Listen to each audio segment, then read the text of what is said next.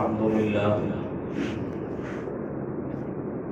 لله رب العالمين، والصلاة والسلام على سيد المرسلين محمد بن عبد الله الأمين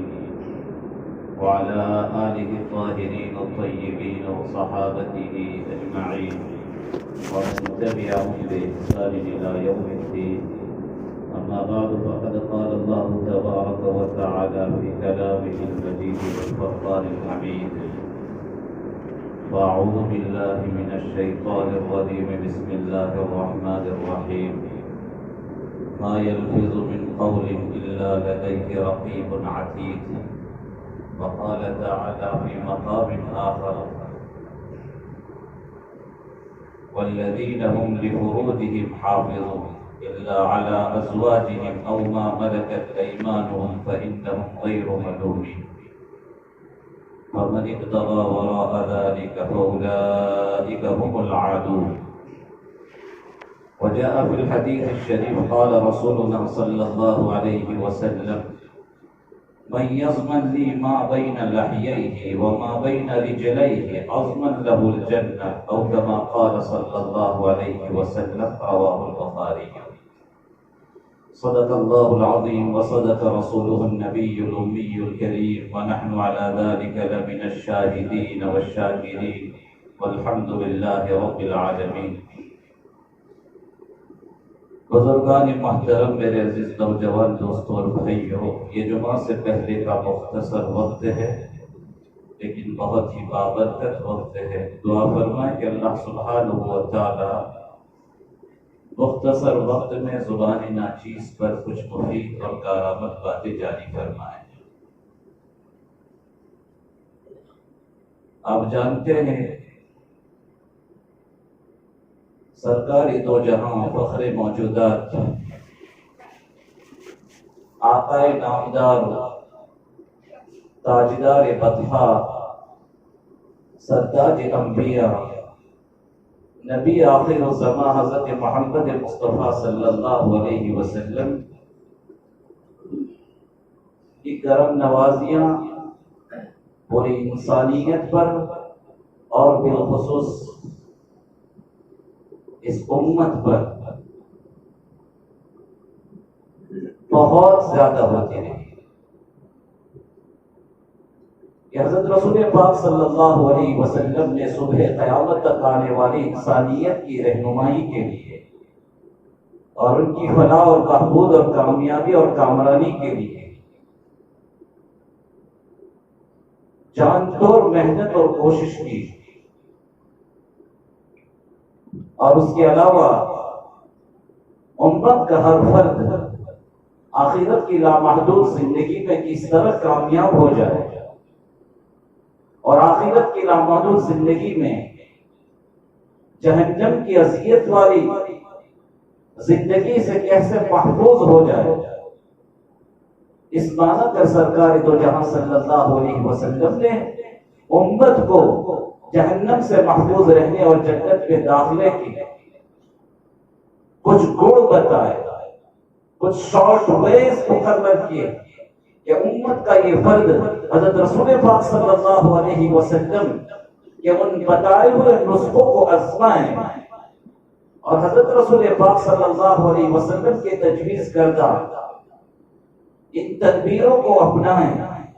تو میرا ایمان ہے کہ انشاءاللہ وہ انسان دنیا میں تو کامیاب و کامان ہوگا، آخرت کی لامحدود زندگی میں بھی کامیابی سے ہمکنار ہو کر جنت میں داخلے کا مستحق ہوگا. انہی کرامایا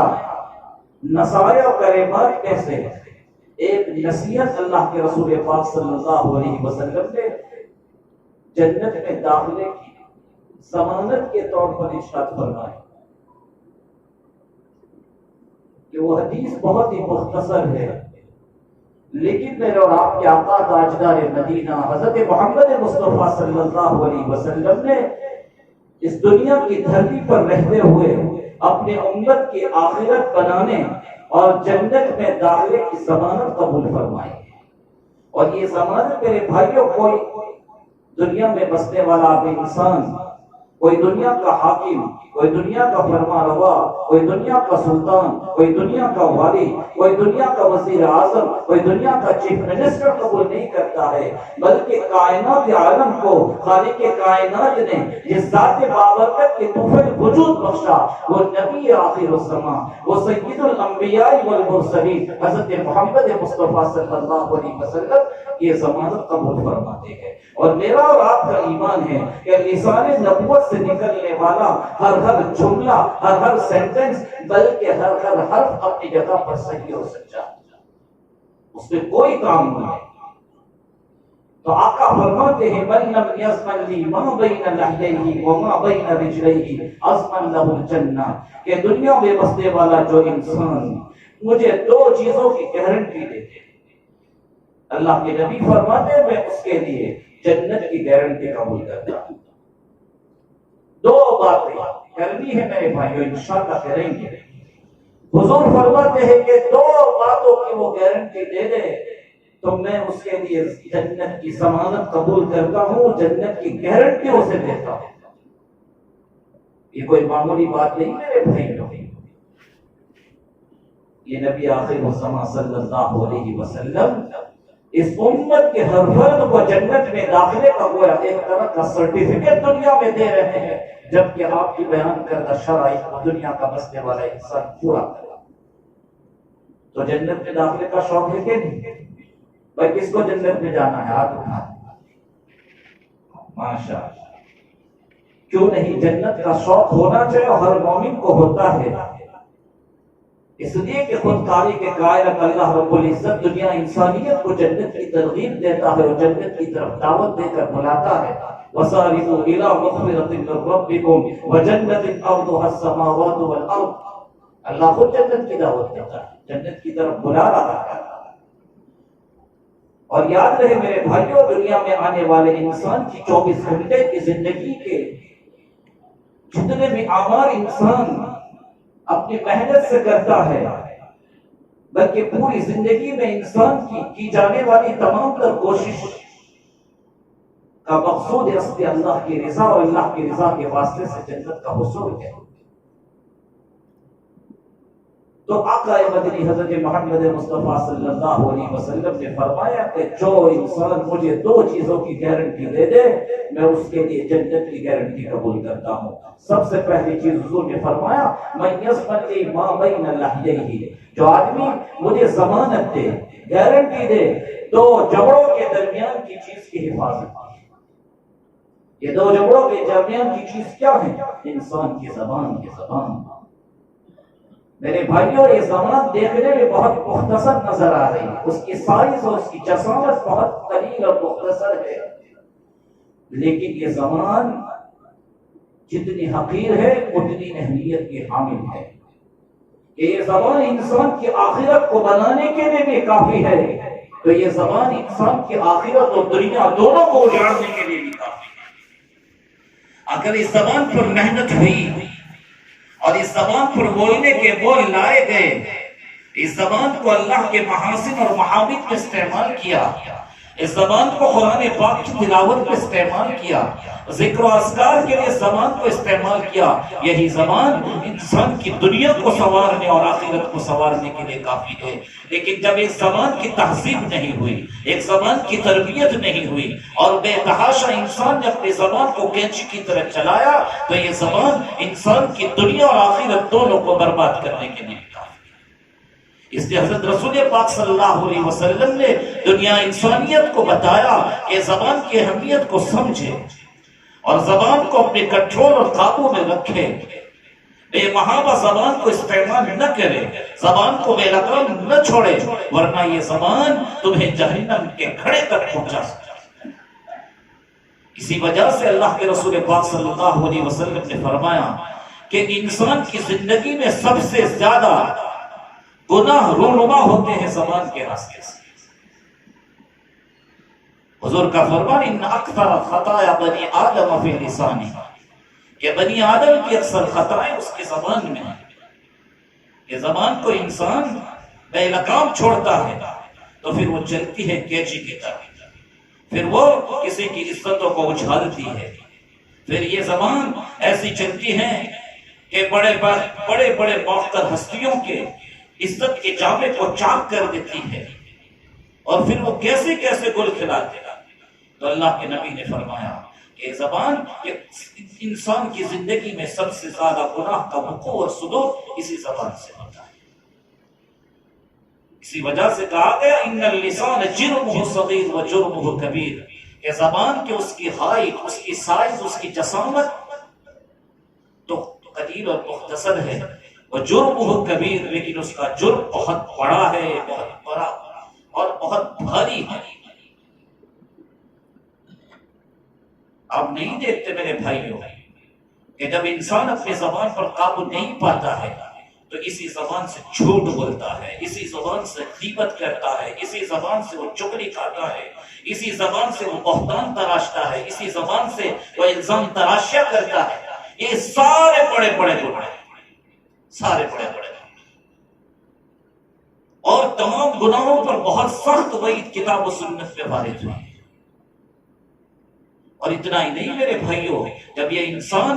اپنی زبان پر کنٹرول نہیں کرتا اور آپ سے باہر ہو کر غصے کے عالم میں طلاق کے دو بول اپنی زبان پر لاتا ہے، وہ طلاق کا وہ جملہ اس کی زبان پر کیا آتا ہے کہ میاں بیوی کے درمیان محبت کا بہترین رشتہ تھا، اس رشتے پر اس نے کیچی چلا دی۔ اور صرف میاں بیوی کے درمیان انقطاع نہیں ہوتا ہے، میاں بیوی کے تعلقات منقطع نہیں ہوتے، بلکہ میاں بیوی کے واسطے سے دو خاندانوں کے درمیان جو محبت کا ایک ماحول تھا اس پر کینچی نہیں چلتی، اس کے کلاڑا چلتا ہے، دو خاندانوں کے درمیان تفریق کی صورت پیدا ہوتی ہے، اور پھر وہ عداوت دونوں خاندانوں میں پنپتی ہے، معلوم کہ کون سا نتیجہ وہ دنیا میں چھوڑے گی۔ دونوں کے درمیان دیوار آہنی قائم ہو جاتی ہے، ایک فتنہ رونما ہو جاتا ہے۔ اسی زبان کے غلط استعمال نے نتیجہ کہاں چھوڑا، اور اس سے آگے بڑھ کر یہی وہ زبان ہے کہ انسان کفران نعمت کے طور پر کبھی ایسے بول اپنے زبان پر لاتا ہے کہ انسان دائرے ایمان اور دائرے اسلام سے خارج ہو جاتا ہے، اور انسان کو اس کا احساس تک نہیں ہوتا کہ آج تک جو اللہ کا بندہ مومن ہونے کی وجہ سے اللہ کا منصور تھا، اللہ کا محبوب تھا، اللہ کی نظر کرم کا مستحق تھا، کہ دو بول اس نے اپنے زبان پر کفران نعمت کے طور پر ایسے بولے کہ وہ اللہ کی نظر رحمت سے ہمیشہ کے لیے دور ہو گیا، وہ اللہ کی لعنت کا اور فرشتوں کی لعنت کا مستحق ہو گیا۔ کہاں تو ایمان کی وجہ سے آسمان کی بلندی کو چھو رہا تھا، اور کہیں زبان کے غلط استعمال نے اسے تارے بزر پہ پہنچا دیا، اور یہ دنیا تو برباد۔ اور میرے بھائیوں، جب وہ انسان زبان پر ایسا بول لایا کہ جب دائرے ایمان سے نکلا وہ کفر کے دائرے میں داخل ہو گیا، جب کفر کے دائرے میں تو اس کی آخرت کی برباد، وہ پھر جب کہاں تو جنت کا مستحق تھا، اسی زبان کے غلط استعمال نے اسے جہنم کا مستحق بنا دیا۔ تو اسی وجہ سے آقا مولا صلی اللہ علیہ وسلم نے فرمایا کہ انسان کو چاہیے کہ اپنی زبان کو کنٹرول میں رکھے، اپنی زبان کو قابو میں رکھے۔ کہ اللہ کے رسول نے فرمایا کف لسانک، تم اپنی زبان پر کنٹرول کرو۔ کہ اللہ کے رسول پاک صلی اللہ علیہ وسلم نے فرمایا املک علیک لسانک، تم اپنی زبان پر قابو رکھو، کنٹرول میں رکھو۔ اور اسی وجہ سے میرے بھائیوں، حضرت رسول پاک صلی اللہ علیہ وسلم کے یار غار اور حضرت رسول پاک صلی اللہ علیہ وسلم نے جن کے تعلق سے فرمایا کہ میں دنیا میں تمام انسانوں کا حق ادا کر چکا لیکن صدیق اکبر کا بے حق ادا نہیں کر چکا۔ وہ صدیق اکبر جو اللہ کے رسول پاک صلی اللہ علیہ وسلم کے ہر ادا پر فریب تھا، اور حضور کے ایک بول پر اپنے سو جانے قربان کرنے کے لیے ہمارا وقت تیار، لیکن میرے بھائیوں ایک مرتبہ صدیق اکبر رضی اللہ تعالیٰ عنہ اپنے غلام پر خفا ہوتے ہیں، ان کی نازیبہ حرکت پر، ان کی کسی بڑی غلطی پر، اور تو بول آپ کی زبان پر لعنت کے آگے سرکار دو جہاں آقا نامدار حضرت محمد مصطفیٰ صلی اللہ علیہ وسلم کو جب اس کا علم ہوا تو حضرت رسول پاک صلی اللہ علیہ وسلم کا چہرہ متغیر ہوتا ہے۔ تب بھی فرمایا صدیق اکبر رضی اللہ تعالیٰ عنہ اور حضور نے فرمایا کلا ورب الکعبہ لقانین وصدیقین کلا ورب الکعبہ، کہ ایک آدمی صدیقیت کے اونچے مقام پر فائز ہو اور وہ لعن طعن کرنے والا بھی ہو، یہ بات ممکن ہی نہیں. یعنی لعنت و منامت اور صدیقیت ایک پلیٹ فارم پر جمع نہیں ہو سکتی. کہ آپ کو اللہ پاک نے ایک اونچا مقام نبی کی صحبت کے برکت سے عطا کیا کہ نبی آپ پر اعتماد کرتا ہے. اللہ نے آپ کو ایک اونچا رتبہ صدیقیت کا عطا کیا، اور صدیقیت کے مقام پر فائز اور براجمان انسان کی شان سے بعید تر یہ بات ہے کہ اپنی زبان پر غلط استعمال کرتے ہوئے وہ لعن طعن کے جملے اپنی زبان پر لائے. حضور نے فرمایا لعانین و صدیقین کلا ورب الکعبہ، رب کعبہ کی قسم. حضور نے قسمیہ جملہ ارشاد فرمایا، رب کعبہ کی قسم کہ لعن طعن اور صدیقیت دونوں یکجا جمع نہیں ہو سکتی. فوراً تنبہ ہوا صدیق اکبر رضی اللہ تعالیٰ. میرے بھائیوں وہ اکڑ تھوڑی دکھاتے تھے، وہ احسان تھوڑی جتاتے تھے، حضور کو اپنا محسن اعظم انہوں نے سمجھا تھا. فوراً نگاہیں جھک جاتی ہیں اور اپنی اس خطا کا احساس پیدا کرتے ہو، اپنے غلام کو فوراً آزاد کرتے ہیں. حالانکہ حضور نے آزاد کرنے کا حکم نہیں دیا تھا. اور صدیق اکبر کا ناراض ہو کر دو جملے کہنا، میرے بھائیوں میں یہ سمجھتا ہوں کہ وہ کوئی شرعی طور پر کوئی بڑی خطا اور جرم نہیں ہوگا، لیکن حضور تربیت فرما رہے ہیں کہ حسنات الابرار سیئات للمقربین، کہ نیکوکاروں کی نیکیاں وہ مقربین بارگاہ رب کے نزدیک ان کے مقام کے اعتبار سے وہ خطا ہوتی ہے. بہرحال صدیق اکبر رضی اللہ تعالیٰ عنہ نے فوراً اپنے غلام کو آزاد کر دیا. حضور خوش ہوئے. اس کے بعد آتا ہے کتابوں میں کہ صدیق اکبر رضی اللہ تعالیٰ عنہ اپنی زبان کی ایسی حفاظت کرتے کہ بلا ضرورت کے پھر آپ نے اپنی زبان کو نہیں کھولا، بلکہ آتا ہے کتابوں میں کہ عام وقت میں جب بولنے کی ضرورت اپنے منہ میں کنکر رکھ لیا کرتے تھے تاکہ یہ زبان نہ چلے. یہ ہے میرے بھائیو تربیت کا انداز. اسی وجہ سے داماد مصطفیٰ حضرت علی کو حضرت رسول پاک صلی اللہ علیہ وسلم نصیحت فرما رہے ہیں، املک علیک لسانک فإن طلاق المرء فی منطقہ، کہ اپنے زبان کو قابو میں رکھو،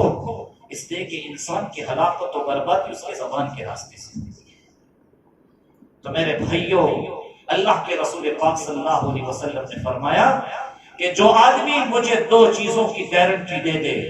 میں اس کے لیے جنت کی گارنٹی قبول کرتا ہوں. اس میں سب سے پہلی چیز ہے زبان. یہ انسان اپنے زبان کو کنٹرول میں رکھے، قابو میں رکھے، بے محابہ اسے استعمال نہ کرے، تو پھر اللہ کے نبی پاک صلی اللہ علیہ وسلم کے فرمان کے مطابق وہ انسان جنت کا مستحق ہوگا، اور رسول اللہ صلی اللہ علیہ وسلم اس کے لیے سفارشی بن جائیں گے جنت میں داخل. دوسری چیز اللہ کے رسول پاک صلی اللہ علیہ وسلم نے فرمائی وما بین لحییہ، اور دو جبڑوں کے درمیان وما بین رجلیہ، اور دو پاؤں کے درمیان کی چیز کی حفاظت کی ذمہ داری قبول کریں. میرے بھائیوں، دو پاؤں اور دو ٹانگوں کے درمیان کی چیز کیا ہے؟ انسان کی شرم. حضور فرماتے ہیں کہ جو انسان اپنے شرم گاہ کی حفاظت کی ذمہ داری قبول کر لے اس دھرتی پہ رہتے ہوئے، تو میں جنت میں اس کو داخل کرا کے چھوڑوں گا،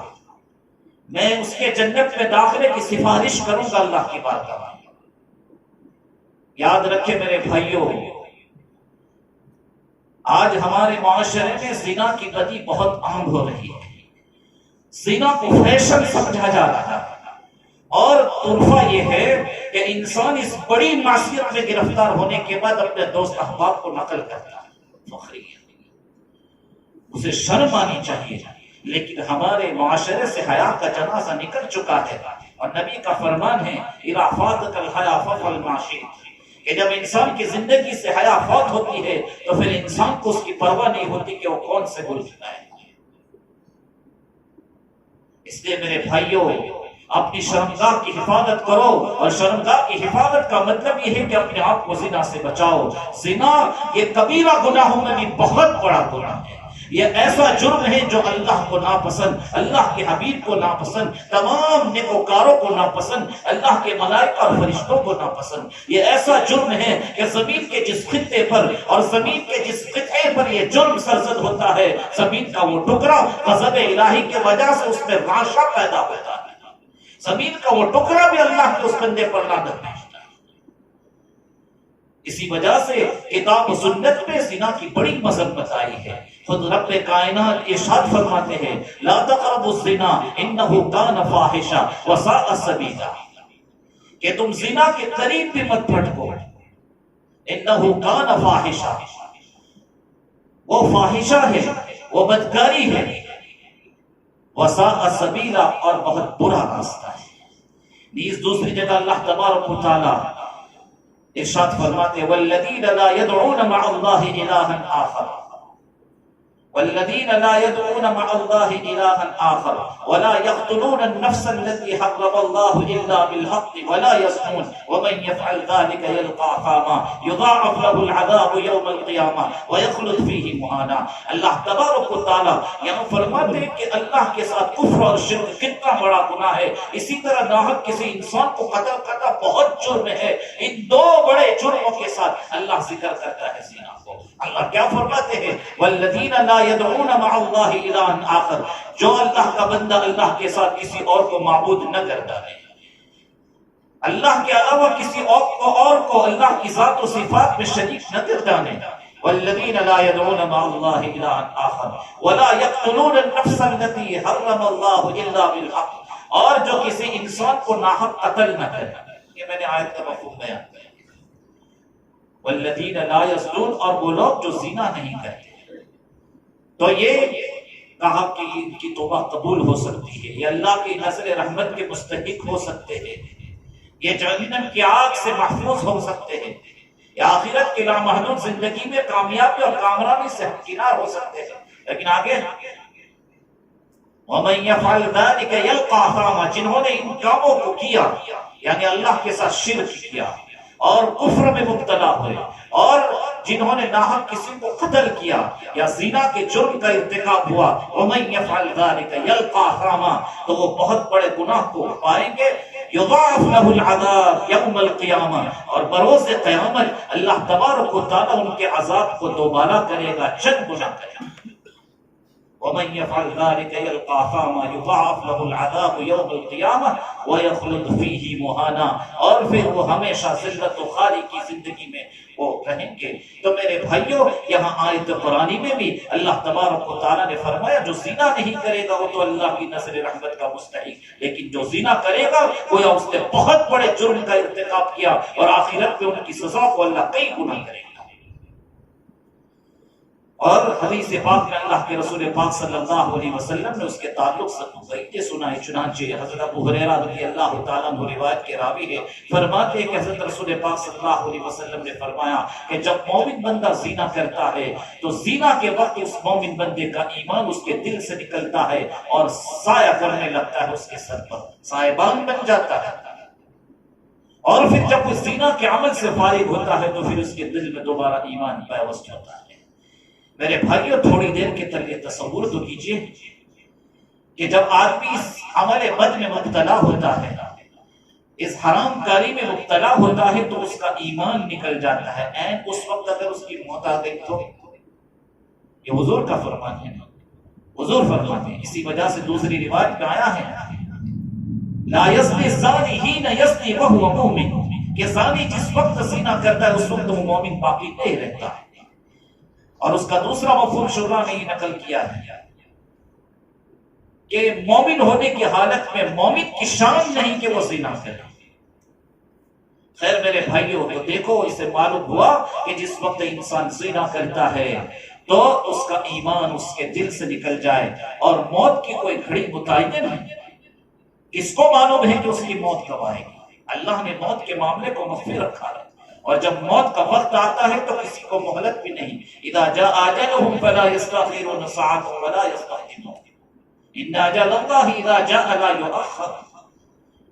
تو تھوڑی دیر تصور کیجئے میرے بھائیوں کہ اس گناہ کے عمل کے وقت اگر کسی کی موت آ گئی تو اس کا ایمان تو اس کے دل سے نکل چکا ہے، تو اس کی موت کفر میں نہیں ہوگی۔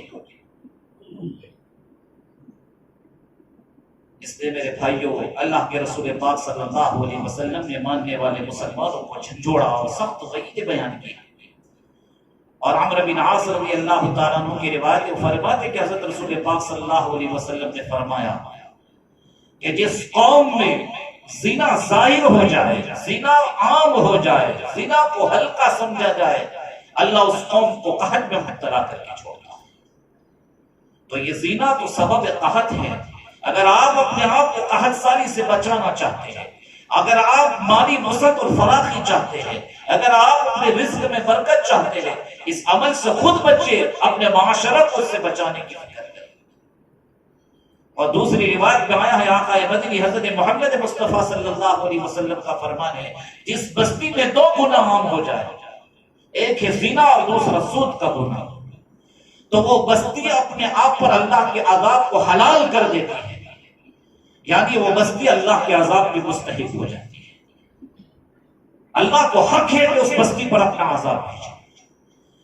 وہ تو نبی پاک حضرت محمد مصطفیٰ صلی اللہ علیہ وسلم کی دعاؤں کی برکت ہے میرے بھائیوں کہ اس امت کو عام عذاب میں گرفتار نہیں کیا جاتا اور پوری کی پوری بستی کو تباہ و برباد نہیں کیا جاتا، لیکن پھر بھی جب کوئی بستی ایسی ہے کہ وہ انانیت پر اتر آئے اور کھلا کھلا اللہ کی نافرمانیوں کا ارتکاب کرے تو پھر وہ اللہ کو دعوت دیتی ہے عذاب کی وہ بستی، اور پھر اللہ اپنا قہر ڈھاتا ہے اس بستی پر اور صفحہ ہستی سے ان کے وجود کو مٹا کر دنیا انسانیت کے اللہ اس بستی کو اور بستی والوں کو درس عبرت بناتا ہے۔ اس لیے میرے بھائیوں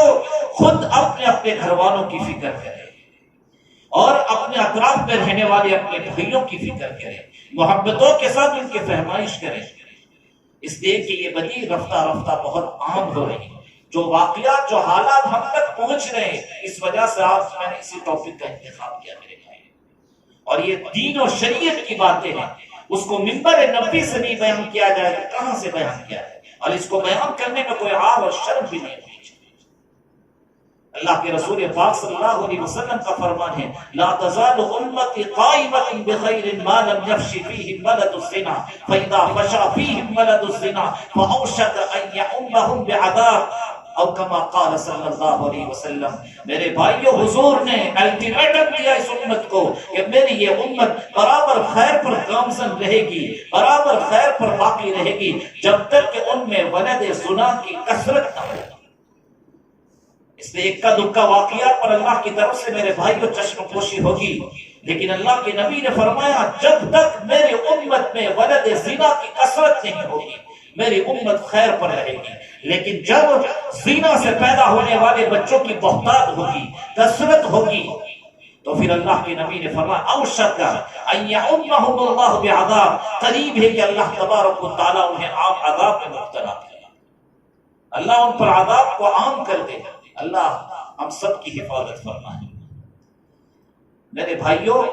زنا کی دنیاوی اخروی سزا کا ذرا استحضار کریں تو اندازہ ہوگا کہ یہ جرم کتنا بڑا ہے، کہ دنیا میں اگر کوئی انسان زنا کرتا ہے اور اس کا زنا ثابت ہو جاتا ہے، یا تو اس کے اقرار سے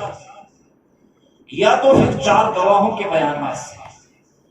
وقت نہیں ہے ان تفصیلات پہ میں نہیں جاتا، اور وہ زنا کرنے والا غیر محسن ہے، اور غیر محسن کی وضاحت عام مدن عوام کے سامنے سے اتنی کی جاتی ہے کہ وہ غیر شادی شدہ ہو، حالانکہ محسن اور غیر محسن میں تفصیل ہے، لیکن اگر وہ زنا کرنے والا مرد یا زنا کرنے والی عورت اگر غیر محسن ہے یعنی غیر شادی شدہ ہے، یا اور وضاحت میں وہ شادی شدہ ہے لیکن اس میں عقل پختہ نہیں ہے، یا شادی شدہ ہے لیکن ابھی وطی کی نوبت نہیں آئی، ٹھیک ہے، یہ سارے محسن کے شرط۔ غیر محسن ہے تو ایسی صورت میں اس کی سزا ہے 100 کوڑے اور 100 ہینٹر اسے پٹ کیے جائیں،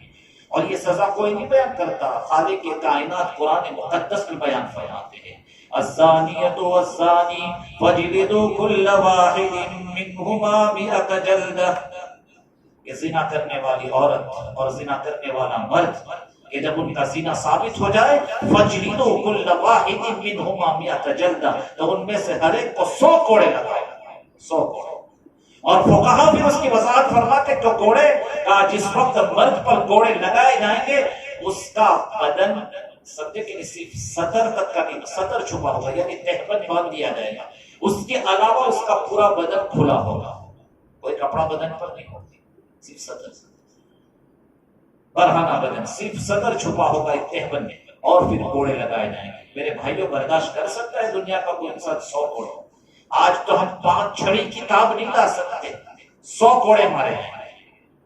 اور یہی سزا صرف مرد کے لیے، عورت صنف نازک ہے،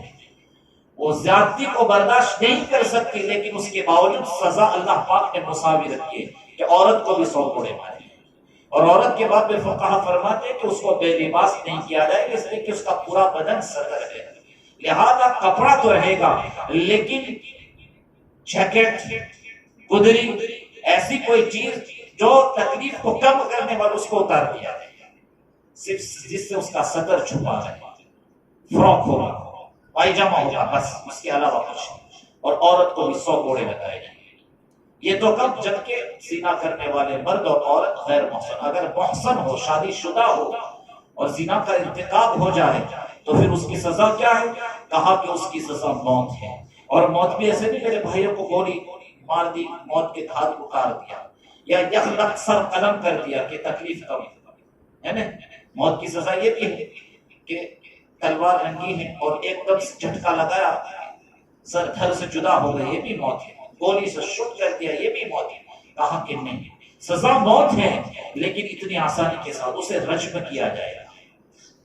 پوری پبلک کو جمع کیا جائے گا، اور اس مجمع عام میں اس کو بیچ میں لا کر سب سے کہا جائے گا کہ پتھر اٹھاؤ سنبھالے گا، پتھر مار مار کر، پتھر برسا کر اسے موت کے گھاٹ اتارا جائے گا۔ میرے بھائیوں، کتنی بڑی سزا ہے یہ، دنیاوی سزا ہے، یہ دنیاوی سزا۔ جہاں اسلامی قانون کا نفاذ ہوگا، جہاں اسلامی شریعت کا نفاذ ہوگا، جیسے سعودی ہے، آج تک وہاں اس طرح کے قانون ابھی کچھ نافذ ہو رہے ہیں، جیسے چور کی سزا ہاتھ کاٹنا، تو زنا کی سزا شریعت میں یہ قرآن کا ضابطہ ہے، یہ حدیث پاک کا ضابطہ ہے۔ چنانچہ روایتوں میں ہمیں مثالیں ملتی ہیں کہ حضرت ماعز اسلمی سے اس عمل کا ارتکاب ہوا اور انہوں نے خود بارگاہ نبوت میں آ کر اپنے جرم کا اقرار اور اعتراف کیا، تو ماعز اسلمی کو رجم کیا گیا۔ ابن غامدیہ سے اس جرم کا ارتکاب ہوا، اللہ کی طرف سے انہیں توبہ کی توفیق ہوئی، ندامت کی کیفیت پیدا ہوتی ہے، دربار رسالت مآب صلی اللہ علیہ وسلم میں حاضر ہو کر خود اپنے اس جرم کا اقرار کرتے ہیں، انہیں بھی رجم کیا۔ مثالیں موجود ہیں، تو اندازہ لگائیے کہ جس کی سزا اتنی سنگین ہو، یہ جرم اللہ اور اس کے نبی کی نگاہوں میں کتنا سخت ہوگا، یہ جرم شریعت کی نظر میں کتنا سخت ہوگا۔ میرے بھائیوں، کہنے کی بہت ساری باتیں ہیں، وقت پورا ہو چکا۔ اللہ سبحانہ و تعالیٰ اس جرم عظیم سے ہماری اس امت کو نجات عطا فرمائے۔ میں اپنے نوجوان بھائیوں سے اپیل کرتا ہوں، اس گناہ سے بچنے کا راستہ کیا ہے؟ اپنی نگاہوں کی حفاظت کریں، موبائل کے غلط استعمال سے اپنی آنکھوں کو بچائے، اجنبیہ پرایا عورتوں پر اپنی نظر کو نہ ڈالے، اس لیے کہ اس کا پیش خیمہ ہے بد نظری، زنا تک پہنچانے کا بنیادی ذریعہ جو ہے بد نظری ہے۔ اسی وجہ سے میرے بھائیوں، قرآن مقدس میں انسان کو غض بصر کا حکم دیا، اور جہاں مردوں کو غض بصر کا حکم دیا، علیحدہ طور پر عورتوں کو بھی غض بصر کا حکم دیا۔ اللہ پاک فرماتے ہیں کل للمؤمنین یغضوا من ابصارہم ویحفظوا فروجہم، اے نبی پاک آپ امت کو کہہ دیجئے کہ وہ اپنی نگاہوں کو جھکائے رکھے، ویحفظوا فروجہم، اپنی شرمگاہوں کی حفاظت کرے۔ علیحدہ طور پر عورتوں کو کہنے کا حکم دیا، ورنہ جہاں قرآن کا قانون یہ ہے کہ جو حکم مردوں کے لیے بیان کیا عورتوں کے لیے بھی ہوتا ہے، علیحدہ طور پر عورتوں کا تذکرہ نہیں ہوتا، لیکن بعض ایسے مقامات ہیں جہاں بطور تاکید اور بطور غرض اہمیت عورتوں کو علیحدہ بیان کیا گیا، مخاطب بنایا گیا۔ اس میں بھی اللہ پاک فرماتا وَقُلْ لِلْمُؤْمِنَاتِ، اور آپ مومن عورتوں سے کہہ دیجئے کہ یغضضن من ابصارہن ویحفظن فروجہن، کہ اپنی نگاہوں کو جھکائے رکھیں اور اپنی شرمگاہوں کی حفاظت کریں۔ اور حدیث پاک میں بھی حضور نے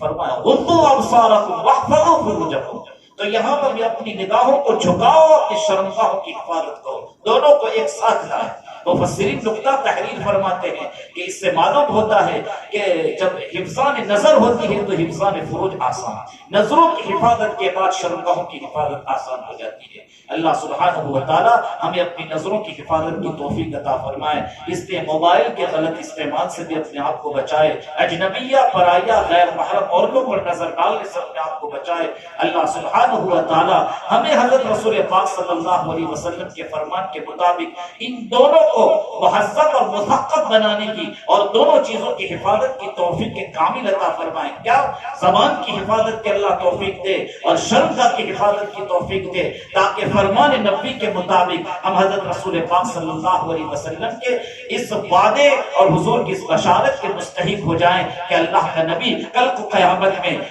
سب کے سامنے بارگاہ رب میں ہمارے لیے سفارش کرے کہ میرا تھا، میرا بن کر اس نے زندگی گزاری ہے، اس نے اپنی زبان کی بھی حفاظت کی، اپنے شرمگاہ کو بھی محفوظ رکھا، میں نے وعدہ کیا تھا کہ جنت میں داخلے کی ضمانت قبول کرتا ہوں، اے اللہ میری لاج رکھ کر میری اس امتی کو جنت میں داخلہ نصیب فرما۔ وما توفیق الا باللہ، وآخر دعوانا الحمد للہ رب العالمین۔